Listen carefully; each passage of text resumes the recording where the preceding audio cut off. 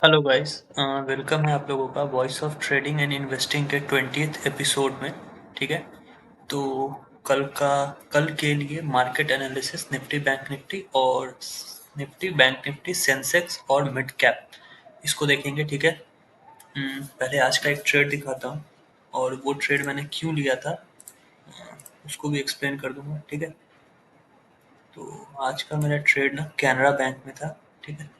उसको कैनरा बैंक का trade explain करने से पहले आप एक बार यहाँ पे देखो। मैं आपको अरे यहीं पे दिख सकता है ना, इसकी जरूरत नहीं है। यहाँ पे देखो, आप देखो निफ्टी पीएस। आपको अगर इंट्राडे में ट्रेड करना है तो आप ये देखो कि किस सेक्टर में ब्रेकआउट आ रहा है। सेक्टर इन द सेंस कि किस सेक्टर के चार्ट पे ब्रेकआउट आ रहा है। अगर मेरे को दिख रहा है कि निफ्टी पीएसयू इंडेक्स में ब्रेकआउट आ रहा है तो फिर मैं पीएसयू का देखो, मैंने यहाँ पे अपना बास्केट बना के रखा है। जैसे ऑटो है, ऑटो में मेरे ऑटो के सारे शेयर्स हैं। ठीक है। बैंक है, बैंक में प्राइवेट और पब्लिक दोनों बैंक्स में साथ में ही रखता हूँ। ठीक है। क्योंकि क्लासिफिकेशन है, जैसे फेडरल है पब्लिक है, पीएनबी प्राइवेट पब्लिक है, कैनरा पब्लिक है मतलब गवर्नमेंट है, आईडीएफसी फर्स्ट प्राइवेट है, तो मेरे को पता चल जाता है। ठीक है। उसके बाद एनर्जी में भी मैंने सब कुछ साथ में ही रखा है। देखो बीपीसीएल है, गेल है, फिर देखो ये अडानी है, अडानी ग्रीन एनर्जी। ठीक है। ये भी पावर में आता है तो ये प्राइवेट है। फिर टाटा पावर प्राइवेट है। तो प्राइवेट और पब्लिक में साथ में बस सेक्टर को आपको साथ रखना है। ठीक है। फिर मैंने ये देखो फिनसर्व का है, फिर मैंने एफएमसीजी का एक पूरा सा बास्केट बना के रखा है ऐसे ना। और ये मैं रखता हूँ जो मेरे को इंट्राडे बुश मतलब इंट्राडे में जो ट्रेड करना है। ठीक है। उसके बाद देखो आईटी का पूरा बास्केट है। ठीक है। मेटल, मिड कैप और फार्मा। ठीक है। ये है, इस मिड कैप में मिड कैप 100 के शेयर्स रहते हैं या 50। बेसिकली इसमें 50 बढ़िया बढ़िया शेयर जो है, 44 है, नंबर्स दिख रहा होगा, वो है। और फार्मा है। ठीक है। तो क्या है ना कि पहले मैं उधर इंडेक्स में देखूंगा किस इंडेक्स में ब्रेकआउट आ रहा है। ठीक है। अच्छा स्ट्रक्चर के साथ। ठीक है। फिर मैं उस इंडेक्स के कंपोनेंट्स मतलब क्या, उस इंडेक्स के शेयर्स को आके चेक करूंगा कि किसका स्ट्रक्चर अच्छा है। तो मेरे पास पहले से बास्केट है, तभी तो मैं सिंपल वन क्लिक यहाँ पे मैंने डाला HCL टेक और एक सिंपल क्लिक से मैं इसको विद इन मिनट्स आप 10-12 शेयर्स को चेकआउट कर सकते हो कि कौन सा कल के डे हाई के ऊपर चल रहा है, डे लो के नीचे चल रहा है, कुछ भी जो भी XYZ आपका सेटअप है। ठीक है। तो इसके लिए बास्केट बना के रखना जरूरी है। ठीक है। हर सेक्टर का आप बास्केट बना के रखो। ठीक है। उसके बाद आप वहां पे इंडेक्स चेक करोगे, इंडेक्स में ब्रेकआउट आया, यहाँ पे आप फटाक से पीएसयू पे आओगे या बैंक में आओगे और देखोगे किसका स्ट्रक्चर अच्छा है और फिर उसको हम लोग इंट्राडे में ट्रेड करेंगे। ठीक है। तो जस्ट सेम उसी तरह से। ठीक है। आज मैंने निफ्टी पीएसयू में मेरे को दिखा ब्रेकआउट। ठीक है। निफ्टी पीएसयू इंडेक्स में आ रहा था ब्रेकआउट। ठीक है। यहाँ पे। ठीक है। और ये पहले से ही मोमेंटम में था। ठीक है। कल के हाई के ऊपर ये पहले से ही ट्रेड कर रहा था। तो ऐसे में मेरे को दिखा कैनरा बैंक। कैनरा बैंक का सेटअप देखो, नीचे से मोमेंटम में स्टॉक और यहाँ पे देखो 2 दिन का हाई से, मतलब क्या 2 दिन का हाई है, आज इसने ब्रीच कर दिया। ठीक है। 2 दिन का हाई ब्रीच किया। यहाँ पे देखो, ये देखो यहाँ पे 945 पे ब्रेकआउट नहीं आया, फिर ये पुल बैक लिया और फिर एक नया हाई लगाया ये 1020 में। तो मैं इसे क्लोजली ट्रैक कर रहा था। ठीक है। अलार्म लगा देता हूँ मैं कि जब इसके ऊपर जाए ना तो मेरे को मैसेज आ जाता है। आप ये धन पे प्रमोशन नहीं है, पर हाँ धन पे ये फैसिलिटी है, तो आप यूज कर सकते हो। ठीक है। फ्री ऑफ कॉस्ट है, जितने अलर्ट चाहो उतने लगा सकते हो। तो यहाँ पे मैंने अलर्ट लगा रखा था, जैसे ही यहाँ पे आया मेरे को 1% कैसल के साथ ये ट्रेड मिला। और देखो कितनी अच्छी तरह से ये ट्रेड डेवलप हुआ है, आप ये देखो। ठीक है। यहाँ पे मैंने लिया, ये देखो यहाँ पे हायर हाई लगा तो मेरा स्टॉप लॉस कहाँ ट्रेल हो गया, मेरा स्टॉप लॉस दाम पे आ गया। ठीक है। फिर देखो, फिर एक हायर हाई लगा, मेरा स्टॉप लॉस यहाँ पे आ गया। फिर मार्केट थोड़ी देर साइडवेज था, देखो फिर यहाँ पे मोमेंटम का शुरुआत हुआ, यहाँ पे हायर हाई लगा, मेरा stop loss trailing stop loss sorry यहाँ पे आ गया। ठीक है। बस, और जैसे ही मेरे को 1:3 से ऊपर मिल रहा था मैंने इसे बुक कर दिया। ठीक है। ज्यादा लालच नहीं होना चाहिए। मेरे को 1:3 आ रहा था, यहाँ पे देख रहे हो 3.15। हाँ। और एक 5 EMA आता है, आप देखो 5 EMA भी आता है। ठीक है। ये देखो लगातार स्टॉक 5 EMA पे चल रहा था लगातार। ठीक है। तो यहाँ पे मैंने इसको 1:3 पे मैंने ऑर्डर लगा के रखा था कि 1:3 आ जाए, क्योंकि मोमेंटम से पता चल रहा था कि 1:3 आ सकता है। बाकी ट्रेलिंग एसएल मेरा नीचे था, तो क्या होता, यहाँ पे जैसे देखो स्टॉक 100.62 था, ठीक है, मैं 1:3 का टारगेट लगा के बैठा हूँ, पर साथ में ट्रेलिंग एसएल भी 100 का है, ठीक है। अब अगर स्टॉक घूम जाता है तो ट्रेलिंग एसएल काट देगा मेरा, नहीं अगर वो नहीं घूमेगा तो वो ऊपर जाके मेरा टारगेट हिट कर देगा, फिर मैं ट्रेलिंग एसएल काट के हटा लूंगा। तो ये था, तो ऐसे ये सेटअप डेवलप हो रहा था, ठीक है। आप एक बार साथ में इसका चार्ट देखो निफ्टी पीएसयू का, ताकि आप लोग को समझ आए कि बात किस चीज की हो रही है। देख रहे हो सेम चार्ट है, पीएसयू में प्रॉफिट बुकिंग आई, इसमें भी आ गई। यहाँ पे देखो 11:40 से 12:35 कंसोलिडेशन, यहाँ देखो 11:45 से 12:35 कंसोलिडेशन, देख रहे हो ना, सेम चार्ट है। यहाँ पे देखो, यहाँ पे भी मेरे को एंट्री 11:15 में बनी, यहाँ पे भी मेरे को एंट्री 11:05 में बनी, तो थोड़ा आगे पीछे ये चलता है, ठीक है, लेकिन हाँ चार्ट दोनों का सेम है, ठीक है। बस यही यही चीज है जो आपको इंट्राडे में ट्रैक करनी है, और इसीलिए मैं ज्यादातर क्या करता हूँ, मैं उस स्टॉक में ट्रेड करता हूँ जो किसी इंडेक्स का पार्ट है। अब जैसे फॉर एग्जांपल मैं आपको बोलूँ टाटा कम्युनिकेशन, तो वो किसी इंडेक्स जैसे निफ्टी पीएसयू इंडेक्स हो गया, निफ्टी एनर्जी हो गया, निफ्टी आईटी हो गया, तो वो किसी इंडेक्स में नहीं आता। या फिर आप फॉर एग्जांपल मान लो कैनफिन होम्स, वो किसी इंडेक्स का किसी सेक्टर पर प्रॉपर उसका पार्ट नहीं है, ठीक है। और भी बहुत सारे शेयर्स हैं, तो मैं उनको अवॉइड करता हूँ। मेरी पहली प्रायोरिटी कहाँ रहती है कि हाँ इंडेक्स के किसी स्टॉक में मैं ट्रेड करूँ, क्यों, ताकि इंडेक्स में जब मूवमेंट आए, ताकि इंडेक्स में जब मूवमेंट आए तो वो स्टॉक चले, ठीक है। और आज का मेरा दूसरा जो सेटअप था ना, जो कि मेरे जो जिसने मेरे को स्टॉप लॉस दिया है, वो भी मैं आपको दिखाता हूँ। ये देखो, वो है बायोकॉन। हालांकि बाद में ये ऊपर गया, पर क्या ही कर सकते हैं। ये भी देखो सेटअप 52 वीक हाई पे है, और 2 दिन के हाई के ऊपर ये ट्रेड कर रहा था, ठीक है। ये नहीं है, मैंने यहाँ पे ट्रेड लिया था, मैं आपको दिखाता हूँ। मैंने ये ब्रेकआउट, रुको पहले आप लोग फार्मा देखो, इसको भी मैंने किस केस पे लिया था उसको दिखाता हूँ मैं आपको।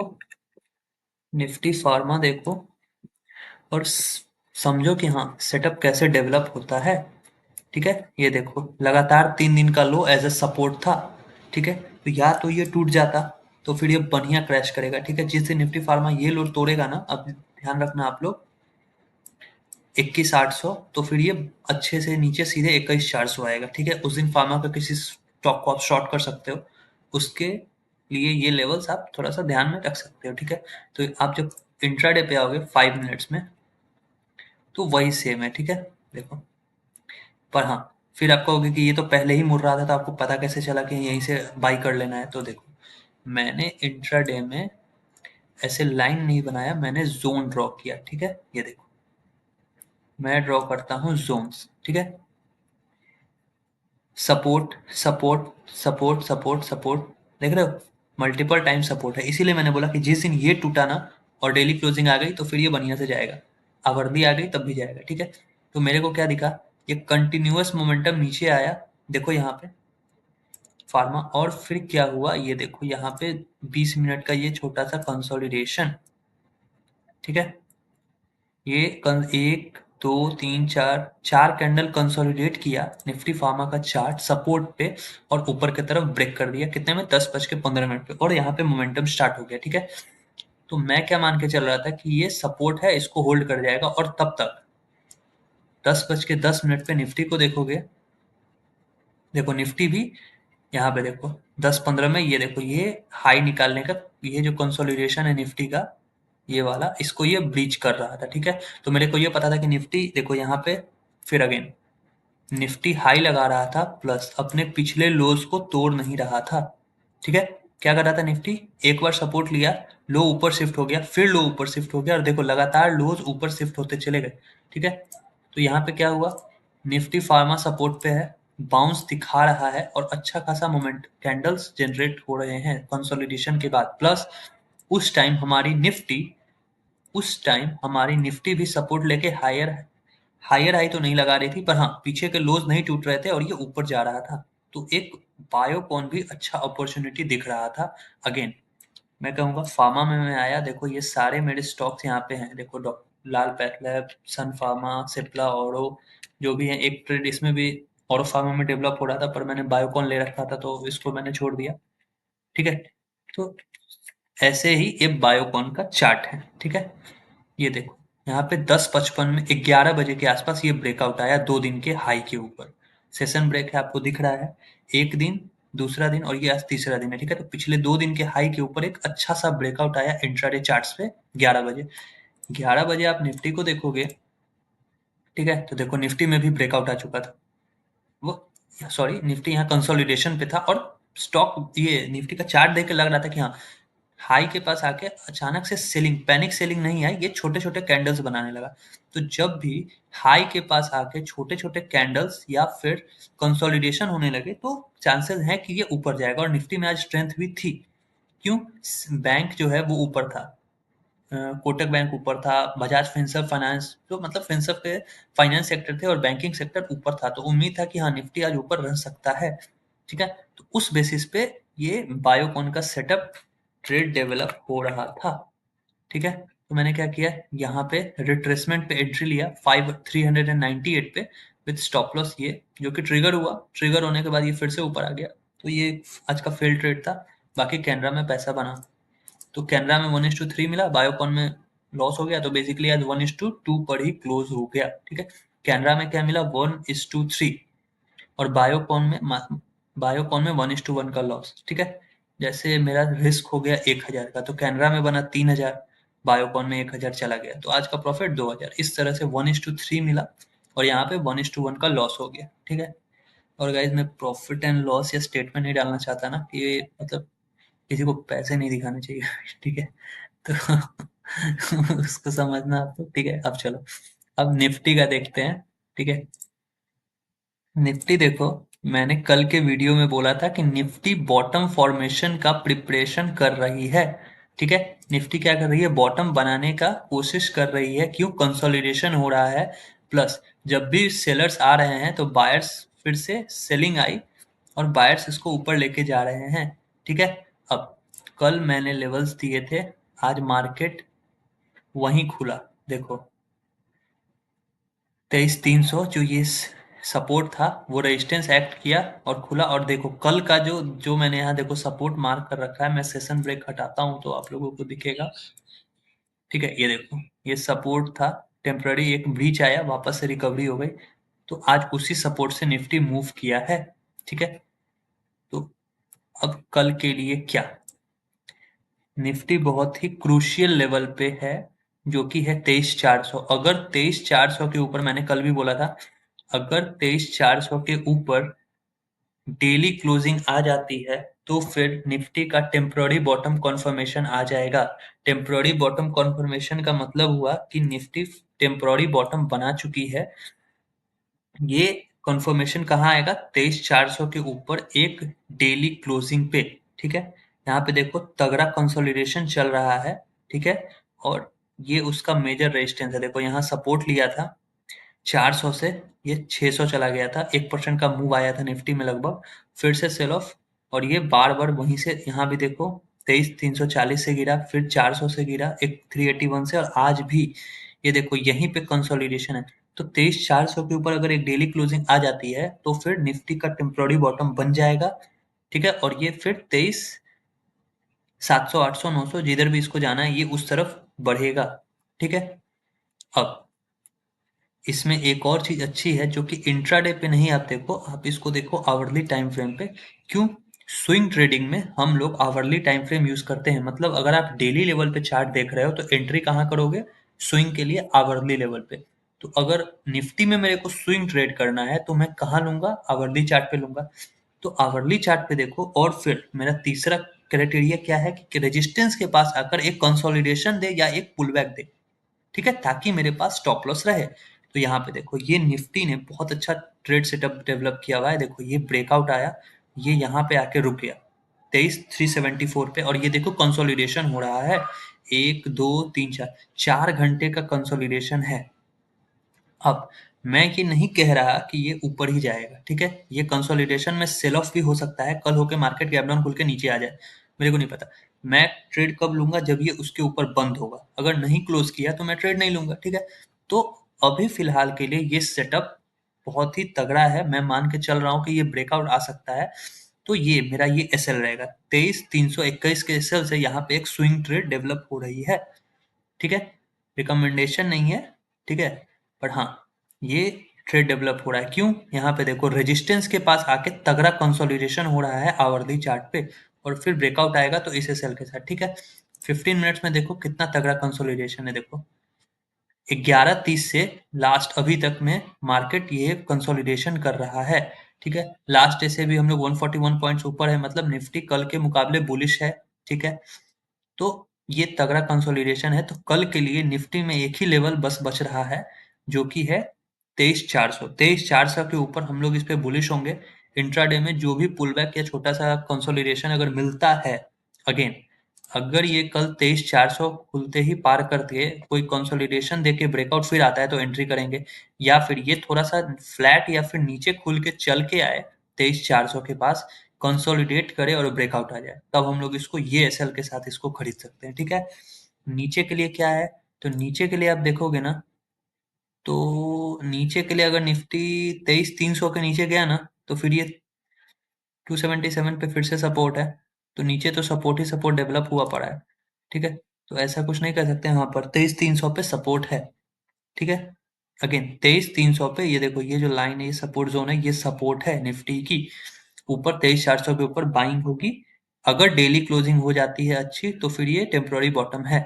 इंट्राडे के लिए मैंने क्या बताया कि अगर ये खुलते ही ऊपर आ जाता है 5 मिनट्स में और तब कंसोलिडेट करता है और ब्रेकआउट आता है, तो फिर मैं उसको बाई करूंगा।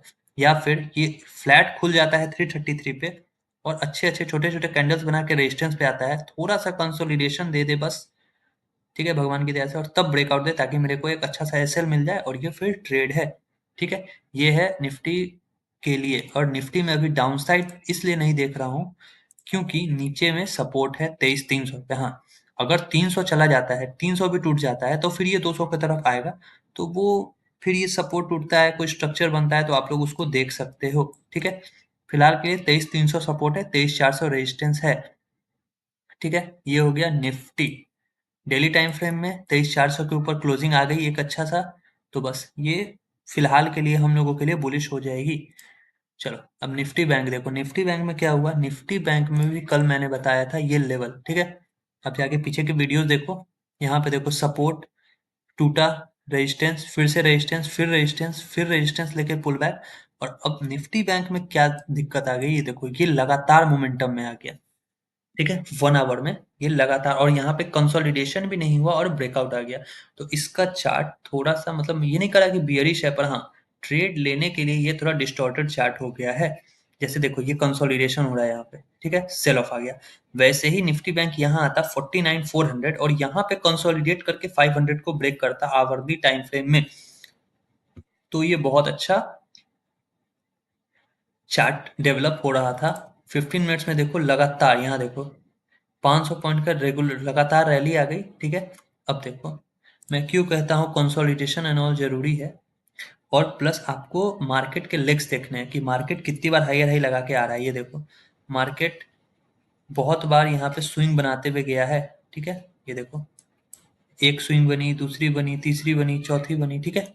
और फिर यहाँ पे ब्रेकआउट आया। अब जब यहाँ पे ब्रेकआउट आया ना 1 बजे, तो देखो निफ्टी बैंक नीचे से कितना चल के आया था, ये देखो 800 पॉइंट चल चुका था निफ्टी बैंक, कोई कंसोलिडेशन नहीं है, ये कंसोलिडेशन नहीं है, ये साइडवेज है, ये कंसोलिडेशन नहीं है, ठीक है? अब अगर यहाँ पे आज का सिनेरियो डिस्कस करेंगे ना, तो अगर निफ्टी बैंक गैप अप खुल के यहाँ पे कंसोलिडेट करके निकलता तो वो 1000 पॉइंट ही क्यों नहीं चला हो, मैं उसको बाई करूंगा, ठीक है?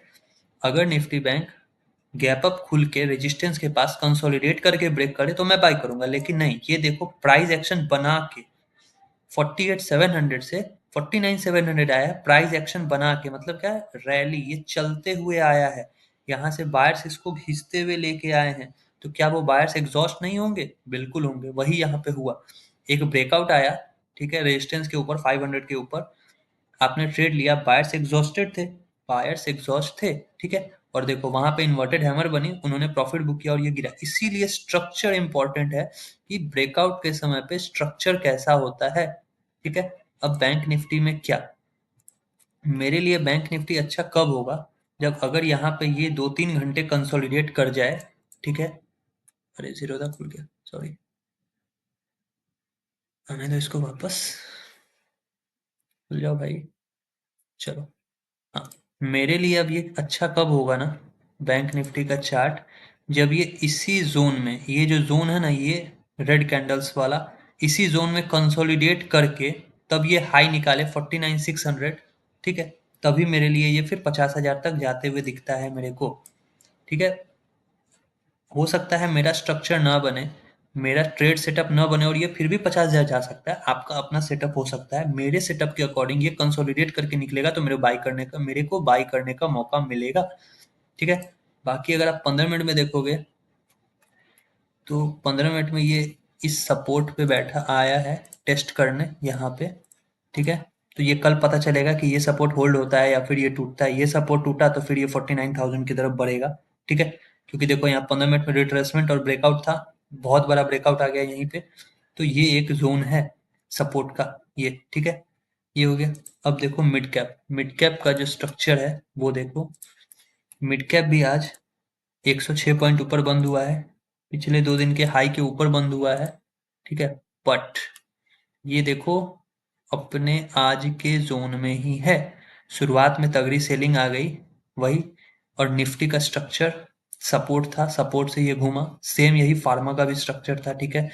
कल के लिए ये आज का जो हाई है 390, मतलब 400 है, 400 से 420, इसके ऊपर अगर कोई अच्छा सा स्ट्रक्चर डेवलप करता है तो फिर इसमें ट्रेड बनेगा, ठीक है। सेंसेक्स देखो, सेंसेक्स का भी बहुत अच्छा, देखो ये देखो सपोर्ट था, ठीक है, ब्रीच हुआ, गैप डाउन खुला, फिर से हुआ, और देखो ये भी यहाँ पे है।